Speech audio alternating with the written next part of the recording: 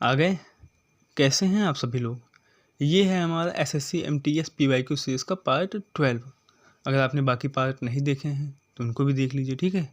और वीडियो को लाइक कर दीजिए, शेयर कर दीजिए, सब्सक्राइब कर दीजिए चैनल को हमारे, और टेलीग्राम ज्वाइन कर लीजिए, क्योंकि वहाँ भी मैं बहुत सारे क्वेश्चन दे रहा हूँ, पीडीएफ दे रहा हूँ। ज्वाइन कर लेंगे, कुछ ना कुछ तो फ़ायदा होगा ही आपका, है ना। कुछ ना कुछ क्या बहुत फ़ायदा होगा। आप एक बार ज्वाइन तो करिए, देखिए तो जाकर, ठीक है। चलिए बढ़ते हैं अपने पहले क्वेश्चन की तरफ।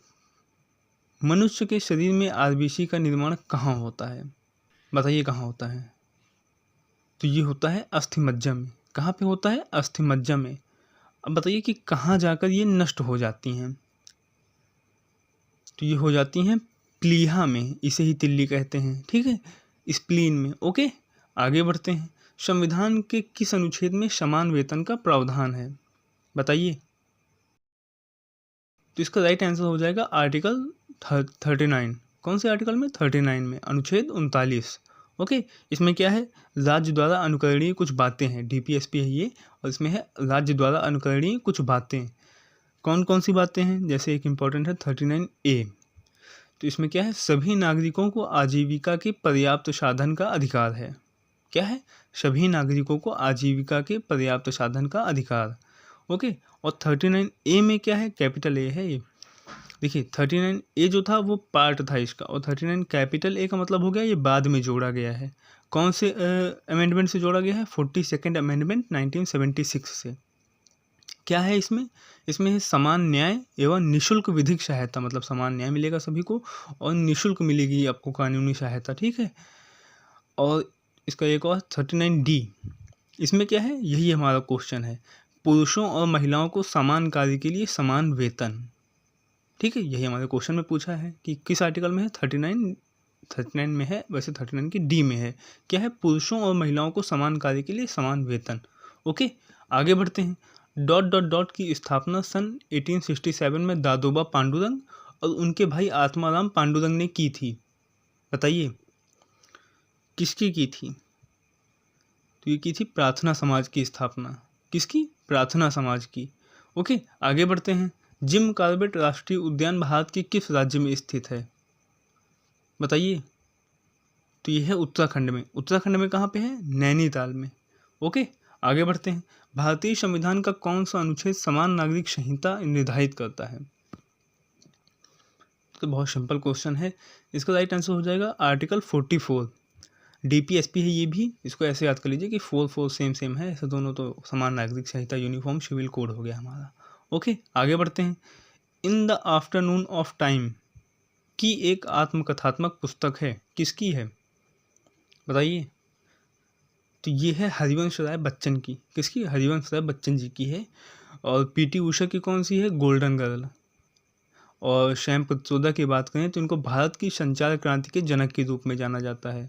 और इनकी बुक्स कौन कौन सी हैं? द आइडिया ऑफ डेमोक्रेसी, ठीक है, the idea of democracy, the design the world, a global call to action, ये इनकी बुक्स हैं। ओके, आगे बढ़ते हैं। जिस प्रतिबिंब को पर्दे पर प्राप्त नहीं किया जा सकता कहलाता है, क्या कहलाता है? आभासी प्रतिबिंब। ओके, आगे बढ़ते हैं। बौद्ध वास्तुकला के संदर्भ में चैत्य का क्या अर्थ है? बताइए। तो इसका राइट आंसर हो जाएगा प्रार्थना कक्ष। चैत्य का क्या अर्थ है? प्रार्थना कक्ष, जहाँ पे बौद्ध भिक्षु लोग प्रार्थना करते हैं, ठीक है। आगे बढ़ते हैं। झिझिया बिहार का एक प्रसिद्ध लोक नृत्य है जिसे मिथिला में किया जाता है। यह नृत्य केवल महिलाओं द्वारा किया जाता है। संपूर्ण नवरात्रि में यह त्योहार देवी डॉट डॉट की 3 रूपों की पूजा के लिए मनाया जाता है। कौन सी 3 रूपों की पूजा के लिए? बताइए। तो यह है देवी लक्ष्मी, पार्वती और सरस्वती। क्या है? देवी लक्ष्मी, पार्वती और सरस्वती, ऑप्शन डी। ओके, आगे बढ़ते हैं। तरलता जाल की स्थिति में सट्टा धन की मांग फलन कैसा हो जाता है? तो कैसा हो जाता है? अनंत लोचदार हो जाता है। कैसा? अनंत लोचदार। आया समझ में? अभी नहीं आया होगा, है ना। हम समझाते हैं, देखिए पहले पूरी लाइन सुनिए। तरलता जाल की स्थिति में सट्टा धन की मांग फलन अनंत लोचदार हो जाता है। सट्टा धन की मांग फलन अनंत लोचदार हो जाता है। ओके, अब देखिए समझते हैं। पहले तरलता जाल समझिए। तरलता जाल क्या होता है? एक ऐसी कंडीशन, ऐसी स्थिति जो जब हमारी ब्याज दरें जो हैं, हमारे इंटरेस्ट रेट जो है वो इतना कम हो जाता है कि हमारी मॉनेटरी पॉलिसी जो है, हमारी मौद्रिक नीति जो है, वो भी उनको बढ़ाने में, हमारी अर्थव्यवस्था को बढ़ाने में एकदम विफल हो जाती है, अप्रभावी हो जाती है, एकदम मतलब यूज़लेस हो जाती है, समझे।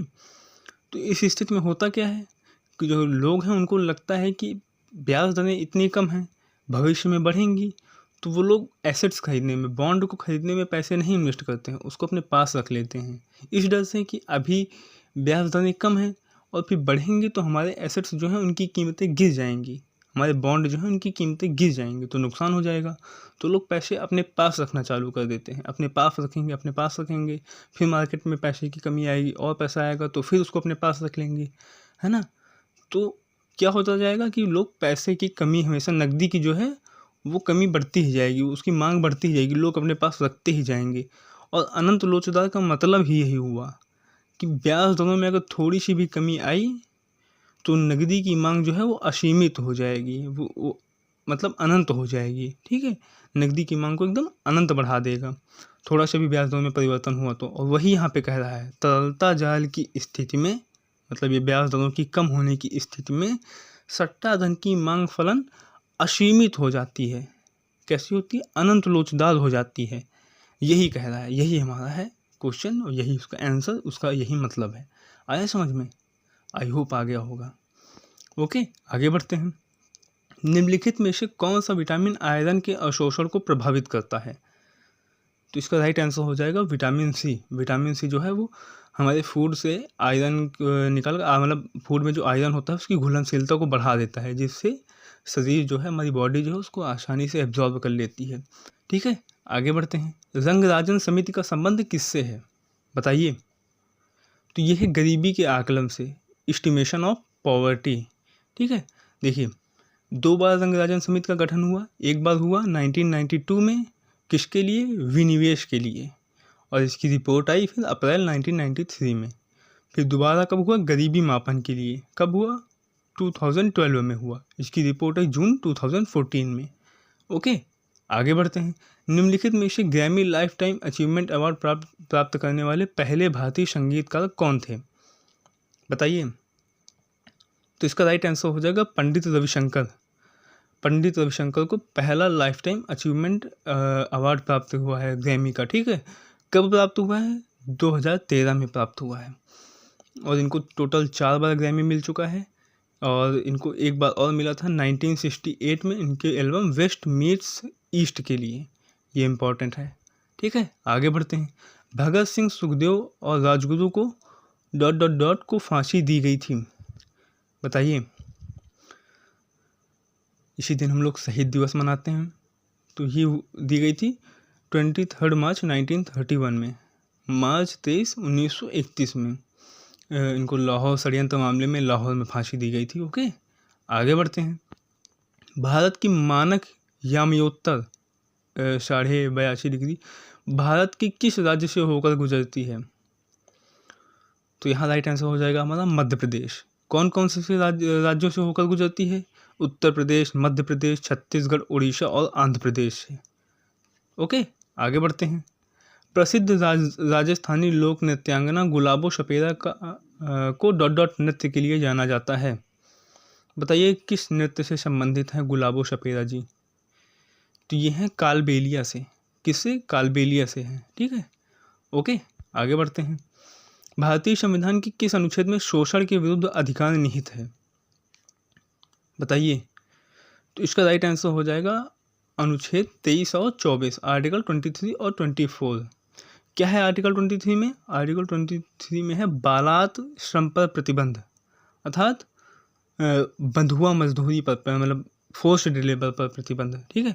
बंधुआ मजदूरी, दास प्रथा, बेगार आदि पर जो है प्रतिबंध है।